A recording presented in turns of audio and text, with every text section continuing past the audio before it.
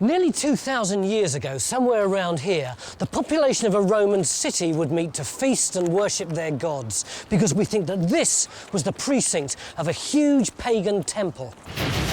100 yards away and 1,000 years later, 5 monks sent over from Italy set up the first Franciscan monastery in Britain. It was on this small marshy island, close to the shrine of Thomas à Becket in the cathedral over there.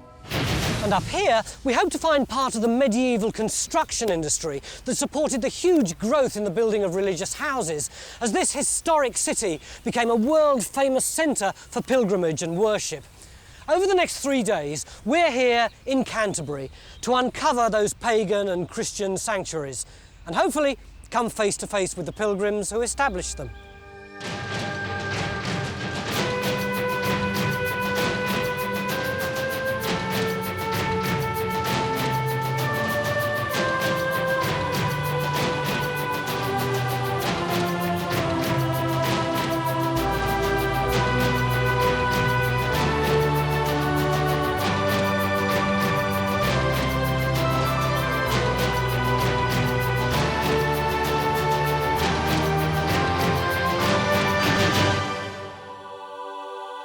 We've come on our own pilgrimage to a settlement that grew from a tribal stronghold in the Iron Age into a major Roman city.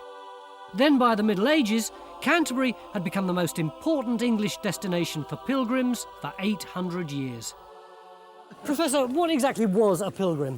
A sort of religious tourist, I think would be the best way to describe them. Somebody who went to the shrines where the saints were kept, probably as a vow or, you know, to get a cure or something like that. And how long would they have been on the road? Oh, they could have been on the road years, but, you know, 3 months, 6 months or whatever. I hope that doesn't happen to us. Frenzy, you're going to be digging up Christians? That's right, churches, chapels, maybe even dead pilgrims. Should be brilliant. And you're going to be digging up Romans, Phil? I am really looking forward to it. So you should be, because assisting you this weekend, we've got the wonderful Lisa Tarbuck. Good day, sir. Excellent. Why are you doing time team? Well, it was actually a dream job for me, so I'm very glad to be asked. I've always admired you on it, and I like a bit of art. I like a good dig, and I want to man a pagan hole. Well, here's the men for a pagan hole. Stuart and John, we've got geophys and surveying sorted out, and we've got Sandy Toksvig. Sandy, darling, this year you are being banished outside the town where you're going to excavate a medieval industrial estate. it's good because I've never admired you. Are you staying in a town? Yeah? That's good because there's a hairdresser's just up on the right. Oh, look, a bit of Greece, and what have you got? Billy Fury. Come on, let's see if we can get the best beds. We've got 3 days to uncover as much as we can at 3 separate sites. And if that's not enough, we're doing it live. Our first dig's at Blue Boy Yard, just minutes from the cathedral and within the temple precinct of the Roman city. This rectangular courtyard covered 3 acres, and our goal is to find the temple building itself. And after their chariot had completed a few circuits of ground radar, geophys were feeling very confident. It seemed to have a solid surface across the whole area at about a metre down. Well, if we're looking for the temple, have you got that? Well, what happens when we go deeper below that solid surface? Oh, something's still we there. still get things in that area there. So I think that's where we should start Can to you look. drop us down on that? Of course I can drop it down What a on it. stupid question. Over I know. here. Honestly, you boys. Our rookie archaeologist can't wait to get started. Roman Canterbury had been obscured by centuries of continual redevelopment, but German bombing revealed fabulous sights and finds just a few feet below ground. Lisa went on a whistled-stop tour, beginning with the Roman baths. Good day, sir. Now, you've promised me Roman remains galore, something very interesting, but we're in a bookshop. We are. My favourite place. However, look over here. Wow. May I go in? Please do, yes. Go on. So this is the caldarium, the sweat baths, and you can see that the hot gases are being directed behind you in this direction to another room, presumably a tepidarium, a warm Slightly room. cooler than this one. Slightly cooler, that's right. And then there's another room behind us. So there's still a lot of these baths surviving. Right, we've been to the baths, and so now we're off to the theatre. In here? In here. Ooh. Ooh, this is the largest building in Roman Britain. Really? Yeah. It's a monster. We're looking at the outside curving wall. You can see the curve of masonry as it spins round. It stood 90 feet high. Wow. It's a huge structure that would have contained or housed something like 3,000 people watching some great event in the stage area or the orchestra. So, I've been and had a bath. I've been to the theatre. What now? We're going to see a Roman house now. Not just an ordinary house, but a special house. So special, we built a museum over it. The front door of this great building would have been just here. And so these beautiful mosaics punctuated a corridor, this wide corridor, that gave onto a whole series of rooms behind us. So this really reeks of opulence, doesn't it? This is the home of someone very special within Canterbury, one of the ruling elite. And this is just one of the things that's going on only 8 foot below modern-day Canterbury. Back in Blue Boy Yard, we're only 3 feet below ground. Yeah, You got a minute? I certainly have. Look what I got down here. Oh my Gravel. God. Is that our temple precinct? That is our temple precinct. Brilliant. Well done, that man. I was beginning to You're think... really pleased about this. How Yes. about this then, Lisa? Well- We've actually got the precinct. That is where the Romans walked. That is exactly where the Roman walk. is. Look, you can see that the gravel is rising up to there, and you can follow it all the way around there, around that edge, and around there.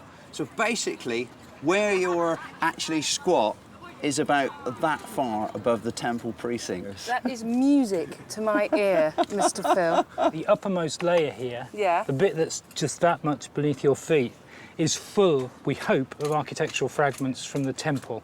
Because we're so close to the temple, I'm sure it's near It here. would have to be, wouldn't it? It would make sense. What- If they quarried the theatre, they might have done the same to the temple. They knocked it down, certainly, and they pulled down all the porticos and they destroyed all the small shrines that were in this enclosure. And all the resultant rubble was laid down as this late courtyard surface.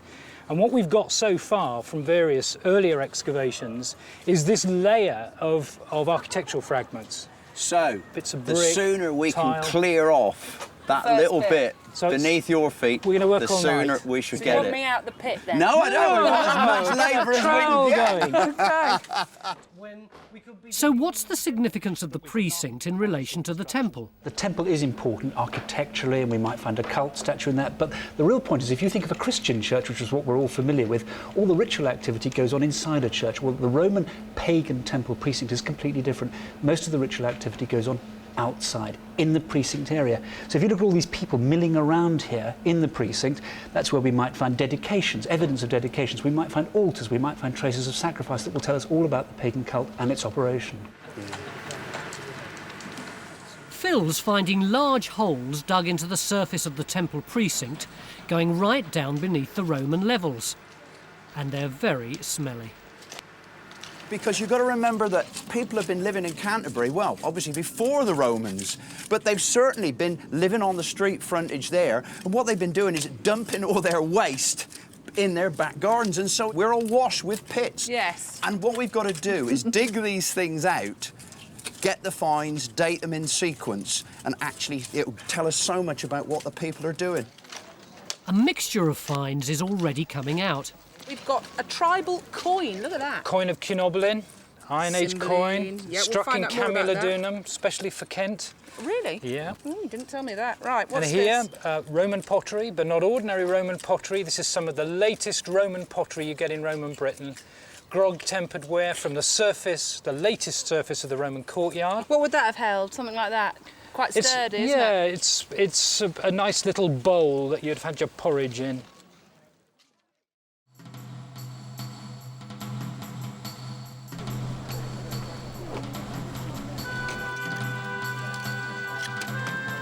So much material's coming out of the cesspit, Phil's over the moon. The fact that there's nothing Roman doesn't seem to bother him at all. Phil, Hello, Mick. I haven't seen you since yesterday. I need an update. Be prepared for a bit of a whiff, though. Oh, blimey, yeah.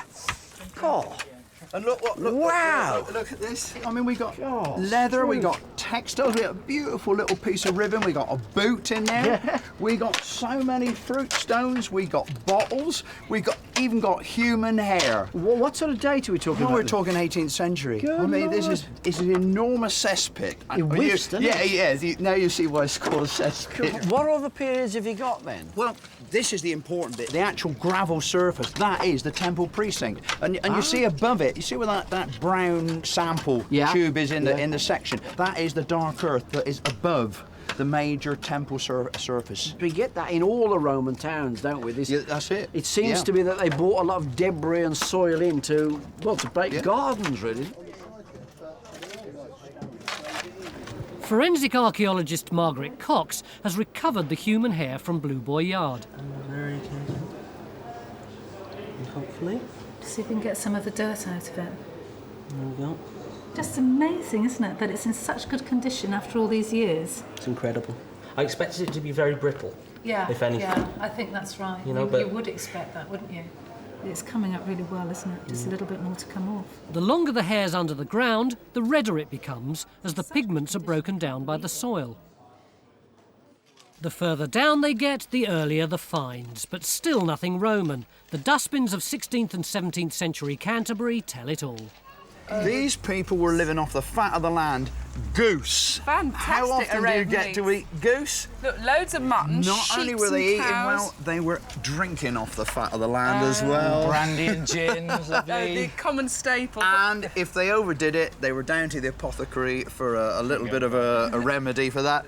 Or maybe that they just had a quiet smoke and forgot about it. Drowned their sorrows and smoked away. Fantastic. But they had wealth. My God, they had wealth. Look, they had family heirlooms going back from the 16th century. Yeah. Beautiful tin glazed pots, right up to the more modern stuff, 1800s creamwares. So they were really wealthy people. They had a few They quid, had didn't a they? really good lifestyle.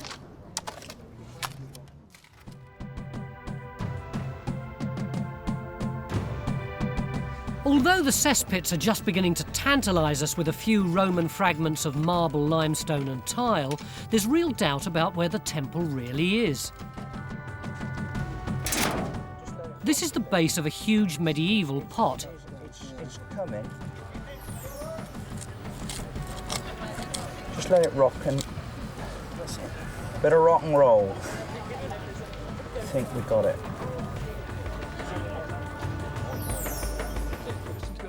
Stuart's been poring over the maps. Roman Canterbury was developed over the earlier Iron Age stronghold, and he's discovered that during their occupation, the Roman street plans changed.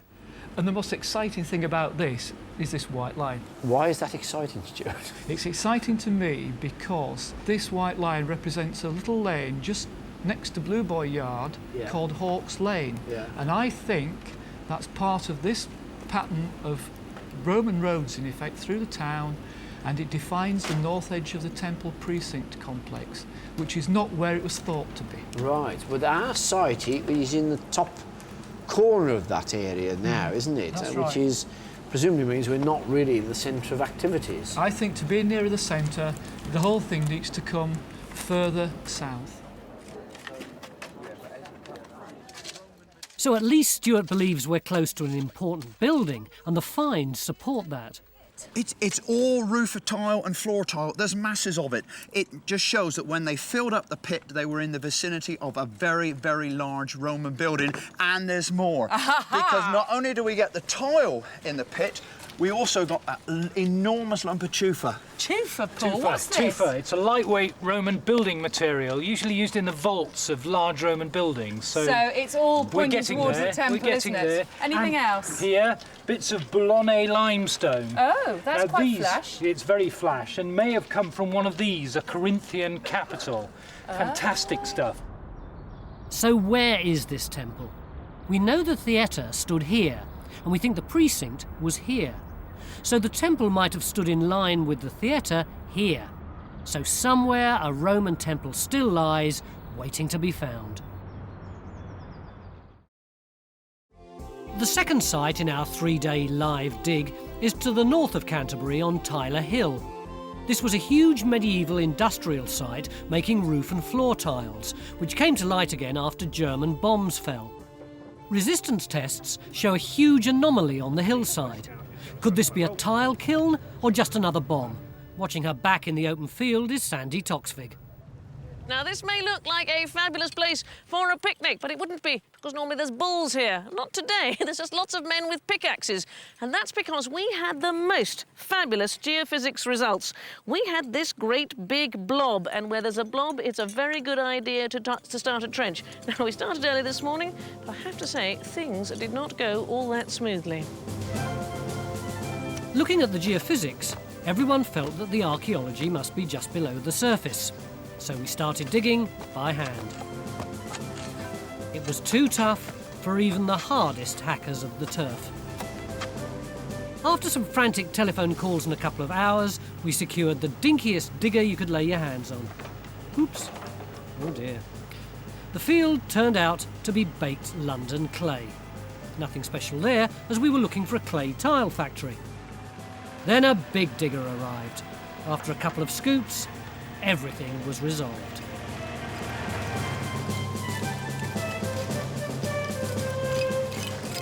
You can't get away from broken roof tiles. The good news is burnt material is coming up in the rubble. Now, I don't want to get overexcited, Mick, but it looks very much to me like you found what we were looking for. You can get really excited. See this dark edge here? Yeah. And that red stripe? That's actually the edge of the kiln. So the inside of the kiln's there. This is the wall coming round right across here. So we're standing outside at the bottom of the kiln now? We're sort of at the back of the kiln. Right, OK. So you've had so this is the back of the kiln. Come round here, and there's the other wall going off down there. And it seems to kind of curve in. Does that mean it's like one of those bottle-shaped kilns? That's what it seems to be looking like. So you'd have the fire down that end, the half down that end. It would basically, the wind would blow the smoke and the heat up through the kiln this way and up out a flue at this end. Because otherwise it seems bizarre to set it on a hill, wouldn't it? But it's for the draft. It's purely a draft thing, yes. Well, you can feel the draft coming up now, can't you? How deep down are you going to go, do you reckon, this wall? The geophysics seems to point to about 1 metre. So on this end, I think this wall will be 1 metre, 1 metre 20. Blushing from their early success in finding a roof tile kiln, they're now talking of digging for either the tilers' workshops or the waste pits, all in 3 days. What would your preference be? Well, there's another element, which is the dating. We need to do two things. We need to recover what the kiln is actually making, and secondly, we need to get the archaeomagnetic dating secure to work out what date this kiln actually is. Which sounds to me like you want to find the wasters. I think that we've so rarely how these kilns come to light, we can't really seal it up for future generations until we fully understand what's there. Mick? I'm not that worried at this time, halfway through day one. I'm not worried about the time. I think we've got a lot of time. I think we can do it. In the 13th century, Tyler Hill flourished with the boom in constructing churches, religious houses and other secular buildings in Canterbury. At the height of its prosperity, many kilns would have been working on this wooded hillside, standing 1 metre above ground and producing thousands of roof tiles, floor tiles and pots every year. Whole families would have operated the kilns, digging the clay and gathering wood for the fires.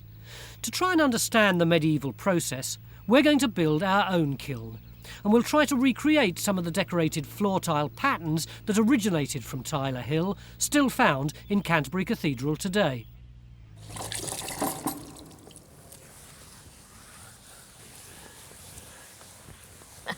Mark, I know you said you wanted to show me a floor, but why are we washing it? Well, it's actually the best way of seeing what these tiles look like, because the lead glaze has worn off and we can see the designs very clearly. There's a dragon here, for example, a castle and a fleur-de-lis just over here. I can see that it's beautiful. Now, we're in the Corona Chapel in Canterbury Cathedral. What is the significance of it? This is the holiest of holies, really. This is where the shrine of Thomas a Becket's head was kept. Oh. These tiles were laid around to decorate the floor. And this floor, Ray, you are going to recreate for us, is that right? Hopefully we're going to create something similar to this. This is a higgledy-piggledy pattern. What we're going to do is something like this, incorporating the tiles which are made in Tyler Hill, and if everything goes right, that should be ready by Monday. But you say if it goes right, I mean, it suggests not total confidence. No, well, the clay can go wrong, the firing can go wrong, the weather can go wrong. A tall order, and indeed, so is washing this floor. Come on, it's a big building. So a couple of hours later, medieval Jim is showing Sandy how to make a Tyler Hill tile. This is London clay, and it comes from Tyler Hill, probably dug practically underneath my feet. Going to take this. Jim here has pressed it into a form, and I'm going to make my first tile. That's right. Using this stamp here, Okay. if you'd line it up and force it in... So this is the actual impression. That's right. That's a terracotta stamp. Right. though- What would it have been normally made of? I presume wood, really. What do you think, Mark? Well, terracotta is easy to make, but it damages very easily, whereas the wooden tiles have much more durability, and we have thousands made from one stamp. Look, I've made a bit of a mess. This is not very neat and Well, tidy. that's for you then to inlay quite crudely with the white clay by forcing it into the gaps. So this So is just going pushing to... it in. I see. We're more bothered about the white clay sticking to the rib. I happen to have a tile here from Tyler Hill itself, and you can actually see the imprint of where the stamp went in. If Sandy's tile's going to turn out like this medieval beauty, it's got to be cooked at some horrendously high temperatures. Once the kiln's complete, it's time to start stacking the tiles inside. Looks to me like you've got many more there than you actually need for the floor. Well, they used to have a 40% failure rate, and so we are expecting that we might have a 40% failure What rate. sort of things might go wrong? Well, tiles could blow up. Oh. The glazes could run, they could all stick together. Oh, well, no wonder. Now, look, they look quite different to me because you've got just plain grey and plain brown. Where's all the nice patterns? Ah, well, we've now glazed them, and the grey and the cream you can see on here is a glaze. So when it's been fired, the pattern will show through that glaze? They should be lovely and brown and shiny. And stupid question, but where's the fire going? The fire's going in the front of the kiln down there. All right, so it comes Yes, up from and it's underneath. coming up from underneath, through the tiles and out of the top. No lid on the top of the kiln? No, no lid. Did Open they, top. did they have lids on theirs? We don't know. Oh, right, We so don't this is an know. experiment. By the evening, spirits are running very high as they're discovering that this kiln was producing decorated floor tiles as well as roof tiles. Now then, Mark, what do you reckon? How would you describe what we've found so far? Peaches and cream. Peaches and cream, okay. It's fabulous. Show me some of the detailed stuff. Well, we've got a hole for this whole old clay roof tile. You see the Okay, so pegs this is the pegs for the... on the roof and so forth. Yeah, they're quite thin. But we've got these rather thicker floor tiles, and that one has got decoration on it. Oh, see, now that is lovely. That is a much more substantial item, isn't it? It's the corner of fleur-de-lis, the same type of design. Now, dating. It's medieval. Yes, and we have a technique which will give us a date, plus or minus 25 years. It's called archaeomagnetic dating. And when are we going to be doing that? First, we've got to actually empty the kiln. We've actually got to take the sample from the very bottom Oh, so I mean, of the kiln. there's a lot of work still to be done. That's right. And we're going to do this by Monday? We're going to sample Sunday, and hopefully a date by Monday. Yes. The baby kiln's lit, and as we can't possibly have Beryl watching her kiln by night all on her own, we've all come along to lend a hand.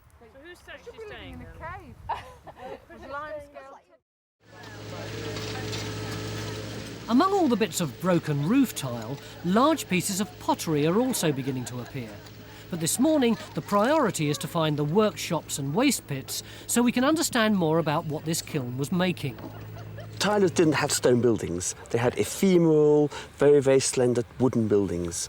And when the wood decayed, it would just fill with a few tiles, inches thick, no So more. we're not looking for something as So kind we of want big. little rectangular buildings. Which there's a possibility there, upslope from the kiln. And that's where you always find the buildings. Why? Upslope. Why upslope? Well, if you're drying the tiles and things, you want to load downhill so you can get into the kiln and stack them. Give yourself less effort. Absolutely. So you're standing there at the kiln and you've got rubbish and you then chuck it. Throw it out, away, off the edge of the kiln, down slope at the bottom of the hill. So that makes these... More likely to be huge dumps of waste tiles.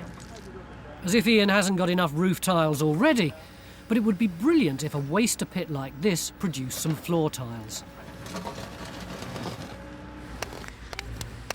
Jim, I brought you the finds tray because I wanted to show you something. Great. This is a pot that's come out where they're digging the kiln. Look at that. Wow, you can look at actually those, see yes. the thumbprints of the person who made this pot. Now, presumably, it would have just gone round like No, this? no, this has been pulled this way. You can see where it's been dragged. There's probably a crease mark just on the underside there. Oh, from the finger? From this crease of your finger there, so you've pulled it towards you and folded it backwards. Isn't it wonderful? You can actually feel the person who That's made it, this you've pot. got They that kind of there. live on in this thing. We've So got it's something- decoration, is it? Yes, and function. It's really because the pot would have a slightly rounded bottom, so it gives it that bit more stability on the table there. Similar to this one here, if you tip that back. Be careful. Now, this was found at a previous excavation, wasn't That's it? right, but you can see the similar pie crusting and thumbing at the base there, doing the same job.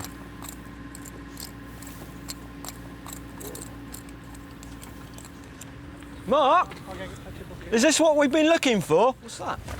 That's a floor tile, isn't it? And it's got slip on it. It's no design, but that's a waster floor tile. Where have you got it from? It's just coming out of this gravelly layer. So it's in the waster pit?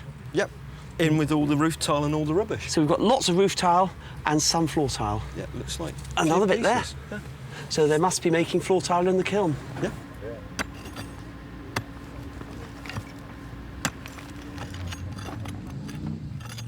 How old is this stuff? 1300 plus or minus. So it's about 700 years old. Yeah, absolutely. So we're going to take all this stuff, wash all of it, bag it, and stick it in a museum. I think if we did, we weren't very popular. The basements of all the museums of Britain would be creaking if we did all that. And if you get some perspective, this is from one little hole, or one layer in one little hole. This entire field is this deep in tiles. We sample the best bits, the nice tiles and so forth. So what does it represent? Why is there so much waste here on this side? Well, it's a massive industry. Thousands and thousands of tiles are being produced every year. And before that, before this kind of industry started, what was tile made? Where'd you get your tiles from? Well, it was a totally different organisation. What you'd have is itinerant tilers who'd wander around, knock at the abbey door and say, you know, oi, where's the prior? Do you want a new floor for your new church? And he said, well, he'd show his stamps and set up a kiln just outside and would do the tile floor, and then we'll move on to the next one. But this is a different scale. This is mass production. This is mass production, centralised in one place, distributed all over East Kent, some in West Kent, Sussex, Essex, some even reached London.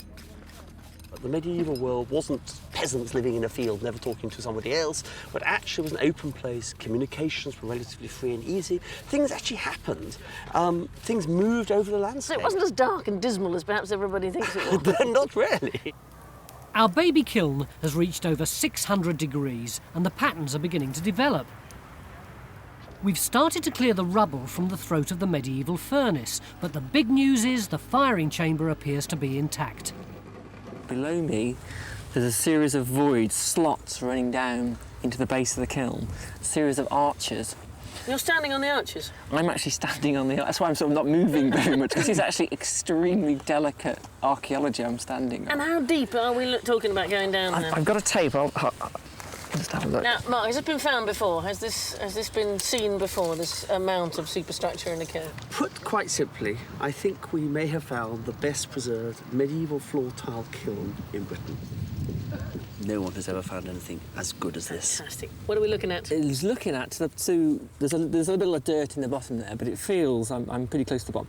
That's over 2 feet deep. So that's where the fire would have been, and the tiles would have rested on the top, and the heat would have come up. Yeah. Like what would happen? The fire would have been down that end. It would Right. have come this way through the arches, and as the heat comes through the arches, it would then percolate up through the slots. Exactly the same principle as the little kiln that we've Absolutely. been making. So now what? Going to dig the whole thing out, or what? The archaeomagnetic dating's underway. We should be able to tell within a few hours just when this tile kiln was last fired by comparing the magnetic properties of these samples to a historical record of magnetic north. What's happened here, Beryl? Those are bulbs. We've overfired it. But Beryl's got a problem with the baby kiln. It got too hot, and many of the tiles have been wasted. Beryl, we were looking for 60%. How many do you think you have got? Oh, about 25% at the moment. But a good 25. Oh, yes, yes, yes. We'll find out later if they've got enough tiles to make a pavement. Come and have a look at this. Jim, you're in potter's heaven, aren't you? Oh, yes. Look at this clay. This is the stuff they would have actually just been taken out and make it straight into pots? Straight into the pots. It's fantastic. Right, well, you make me a pot. I'll see you in a minute. Okay. All right, Mick. And you've also been doing a bit of Heath Robinson work this morning. You didn't know the secret of archaeology was in my handbag, did you? Your compact mirror, Sandy.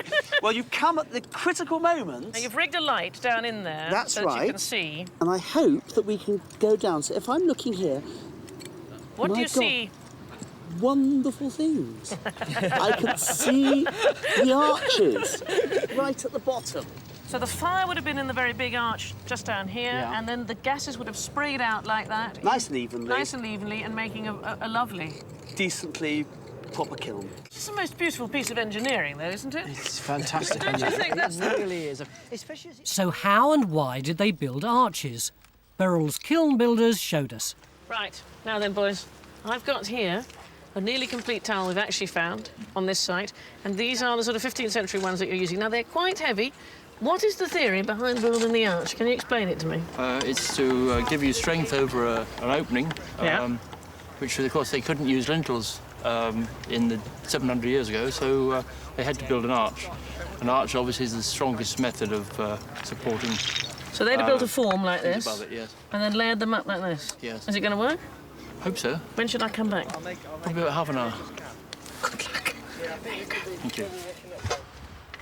So we have really got a huge industrial site here, spreading really far across this field. Absolutely. Dozens and dozens of kilns, probably, in the end. Why did it come to an end? Well, in the 15th century, there was a burgeoning trade with the Low Countries, wool and cloth and so forth. The ships came back empty, and they needed ballast. Bricks and tiles are the ideal thing, so they could get cheap imports. They cut out the local industry. So people are thinking, I'm not going to go up Tyler Hill and get those expensive tiles, I'll get the cheaper ones. From Flanders, absolutely. Chris and John, it looks fantastic. I still don't quite understand it. What is holding the thing up when you take that wooden piece out? Well, hopefully the keystone in the centre here. Go for it. I'm very nervous. Dun, dun, dun, dun, dun. Fantastic! With the help of a very small camera, we've now got pictures of the medieval firing chamber, open to the fresh air for the first time in 700 years.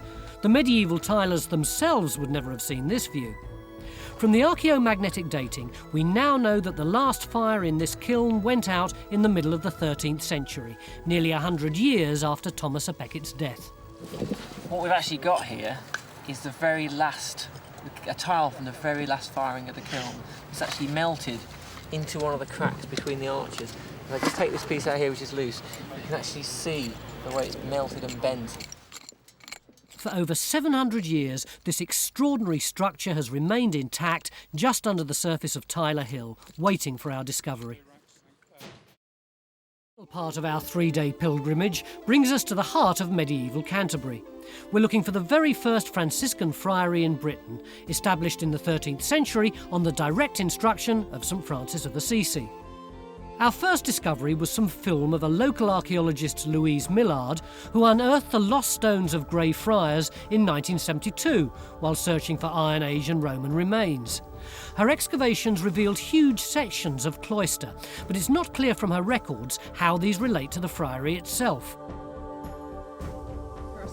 Our own quest begins in this small public park by the River Stour. So look, that's the resistance plot. You can ignore these are just the modern park paths. Right. But we've got some really nice wall anomalies, particularly at the far end of the site there. This is looking very good at this end. I think the last stage of Millard's excavations are the most difficult to tie in, and it's the most complex bit on the geophys. So that's where we start? I think that makes a lot of sense, yeah.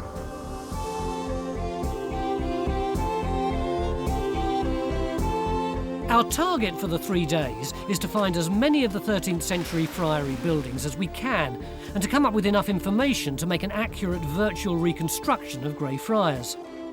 By lunchtime, things are looking clearer. Barney. Hi, I think I know where we are. At Canterbury, mate. Yes, thanks a lot, yeah. But seriously, here's our trench, right about... Sorry, it's a bit thick. There. Yeah. And you see those blue lines? Yeah. Well, I reckon we've got that little blue corner there of Millard's excavations. Ah, right. So I think what we've got is the cloister. Yeah. Now, what that means is that we might be able to explore what kind of a cloister it is that goes with this friary. Yeah, you see, because I would expect, I mean, if we've got the chancel, which is the bit with the altar in which the friars used. Yeah. The nave, where the sort of locals came in for preaching, to be preached to and so on, would be something like that. Yeah. I would expect the cloister either to be bang up against that, so a square attached to the church, or one of these where there's a gap, a lane, like that. So it's slightly detached from So the church. slightly detached from it, and so the relationship of that wall that you've got to the church seems to me absolutely critical. Yeah. So in Trench 1, we've found Millard's excavations under protective plastic. And further down, we've also got the tiled floor of the 13th century cloister. What you've actually got here very clearly now is a long passage. This is typical of that sort of period, and I think it'll run straight up and through to a door into the nave of the church. Now, do we want to put the trench in across the wall so we get more of the tiled floor? Get more of the other side? We need the wall to make sure that the line goes through. Yes. We need the tile floor to prove that it's a cloister, and then we want to find out what that anomaly was to see if it is the south wall of the church or the back of the cloister.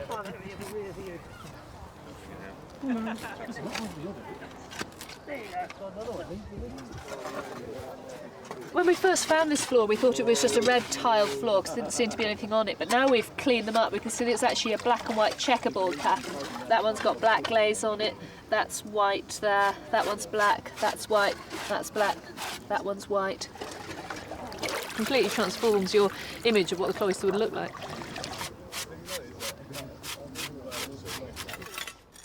Trench 2 was opened earlier this morning in the grounds of a medieval hospital next door. We want to find the north chancel wall of the Friary church, but by evening, no wall's been seen. And that's the end over on the right. Jenny, got any finds? Hi. We've had loads and loads of finds. I think this is one of the best, though. It's a bone knife handle. Oh, it's beautiful, isn't it? It What sort of is. period?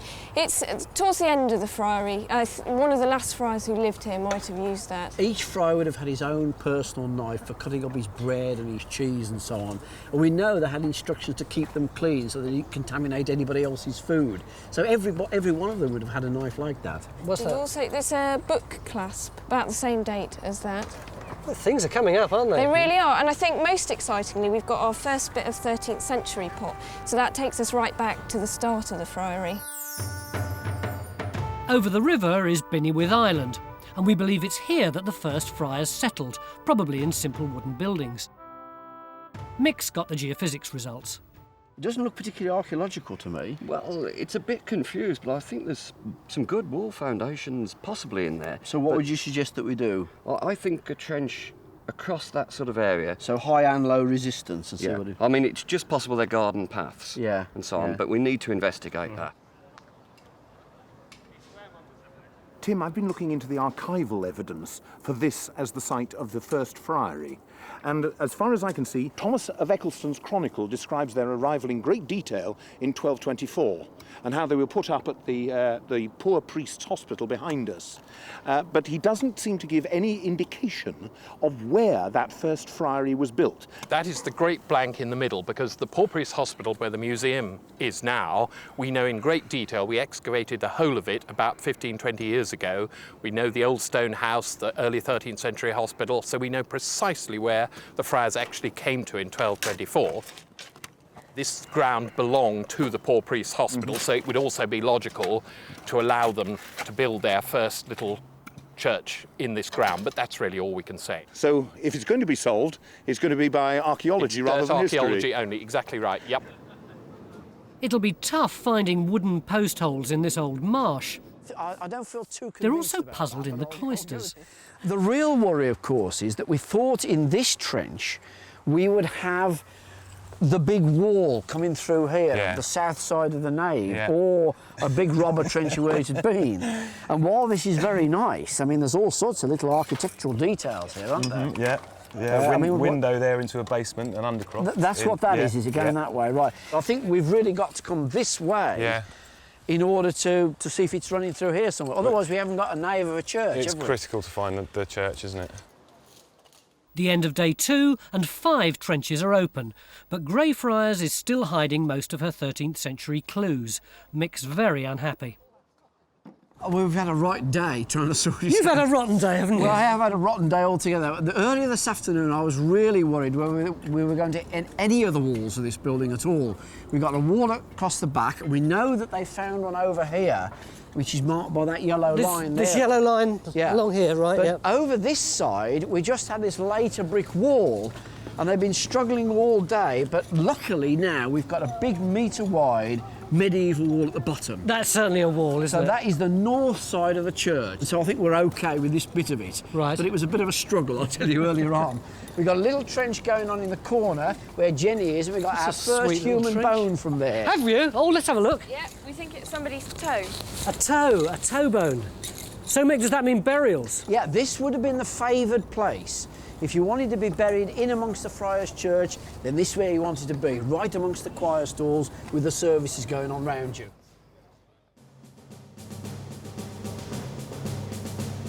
Only one day left to piece together the Friary Church, and that means finding the nave. The hunt for where the friars first settled is going on apace on Binnywydd Island. Yesterday, this was the trench where we had sweet Fanny Adams. What have we got today? No, it's really exciting now. We've got a whole series of surfaces. The earliest one is that chalk one, and then above it is a cobbled layer. And on top of those cobbles, there's this fantastic piece of pottery. Oh, isn't this fantastic? Which dates from the 15th, early 16th century. So we're right at the end of the life of this part of the Friary then, aren't we? Yep. But we don't actually know that it's here. No, but this is very good evidence. We've actually got structural stuff here now, so we need to carry on down in the remaining time, don't we? If we just keep our fingers crossed, you might get post holes, pits, that sort of thing. All along, Mick and Barney have assumed that the nave of the church was wider than the chancel by the width of an aisle. Now more tiles have come up in this extension, and it means we're still in the cloister. So where's the nave? We've got 5 hours or so to go, and Raysan, you were panicking about an hour ago. Are you still panicking? A little bit, yeah. What's the problem? No, I think it's okay. I know Oh, you always say that. No, I think it's all right. What haven't you got that you need? It's the junction there between the nave and the cloisters. Yeah, well, we'll be able to give you that after lunch. Brilliant. But not yet. Mick's optimism is based on a 6th trench just the other side of the fence, but in line with the chancel wall. If he's right, it'll prove that the nave and the chancel are, most unusually, the same width. Throughout our last day here in Greyfriars, we've been watched by one of the modern-day friars who lives in Canterbury. The Franciscans came over here at the direct command of St. Francis of Assisi. He was still alive at the time? He was still alive. This was in 1224, and he also, it was the year in which St. Francis had the stigmata, which are the marks of Christ's wounds on his, St. Francis's body. And what was his purpose in bringing them over here?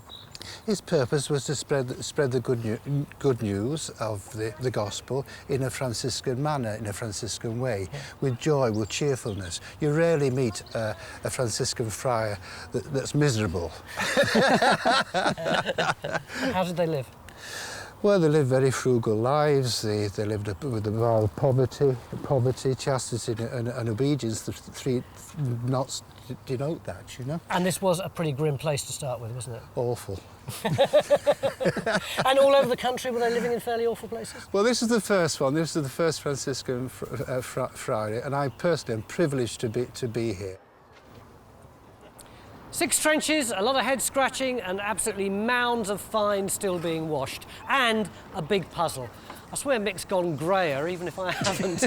But we think we've sorted it out now, don't we? I think we have, yeah. I mean, I think we know where the buildings are. And I think the best way to explain it to you is you imagine that you're a novice and I'm the prior and you're living here. Right, where am I right now? We're somewhere in the south cloister here now, and this is where the washing place would be, where we'd wash our hands and face. Is that the lavatorium? Very good. Thank you. Before, when we come into the refectory, which is where we'd have sat and ate our meal, probably along the south range, using the knives that Jenny was finding, little bowls and so on. We then go from there, we walk up this corridor, which we've got the tiles for down there, and we've got them in here.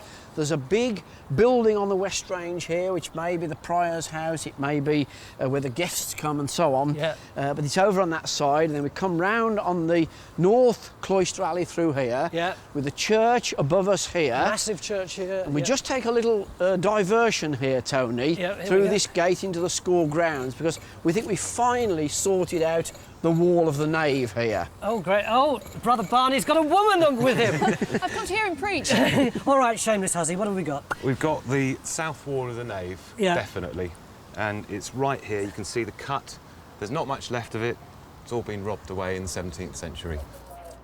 But where we're going to now is the chancel end, where the friars would have had their own services. Truth, yes. And between the two bits of the church, there is this walkway. Oh, now, I know about this. This is actually a real medieval walkway, isn't it? And this alley, which just looks like everybody's back alley, just respects the old boundary. That's right. The nave is on the left, where the population come in, but our bit is on the right. Yeah. And we would have gone in, probably not through this door, but that one there, Yeah. into the chancel, which runs out in front of us. Yeah. Jenny's actually in the doorway there. You Yeah. see the bottom of the column, look? Yeah. She's down at that sort of level. Brother Jenny, what have you got?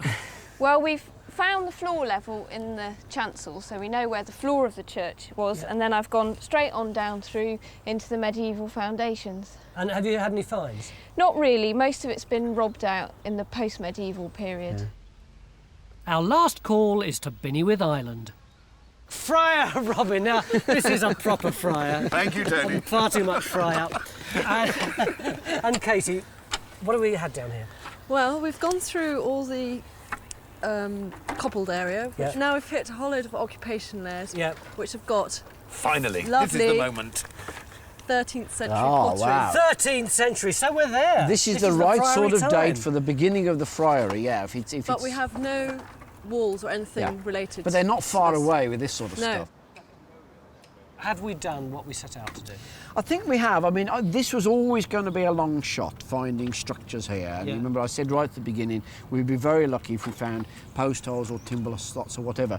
I don't think we actually reckoned with the depth of stratification here, did we?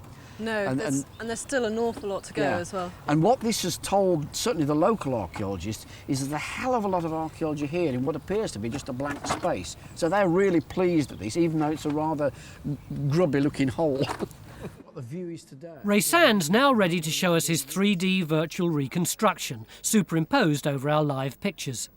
Yeah, that's the view over the cloister, and there it is with the there buildings it at the back. comes. Isn't that look. great? Our building on the west-hand side with the tiles and probably a pentis or something on the What right. about the river site where our little chapel is? Have we got anything there? we got the there's Yeah, that there they look are. with the excavations at the back. And let's see what happens if you and put there's the graphic church. in. That's great. So it really shows you the bulk Can of the we buildings. move round that now?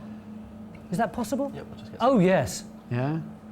This is the one you were terrified you wouldn't be able to do in time, Ray Sand. You're just a panicker.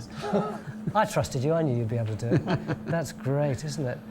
And what about Binnywith? Binnywith Island? We've got a view from there Binnywith we go. excavations with the little building over the stream. And there's our church, look. Now, can we see it all together? So there's the east end of the church, look, with the little building over the stream. Yeah. Up over the cloisters. And then we're looking down over the whole Friary complex on its island with the streams around it, the whole complex. Excellent. Well done, all of you. Beryl Hines and her team have rescued just about enough tiles to make a small pavement, even if it's not a pattern. We're going to present this to the headmaster of St Peter's School. We've had a wonderful 3 days in Canterbury. We found the first Franciscan friary in Britain and uncovered a remarkable tile kiln on Tyler Hill. We might even have caught a glimpse of the Roman temple. Andrew. Andrew's the headmaster of the school who've looked after us wonderfully. Thank you. Thank you, children, for all the pot washing you've done. Thank you, all the local people. And thank you, all the diggers, especially. We'd like to give you this little pavement as a memory of us being here. Well, thank you all very much indeed. Thank you.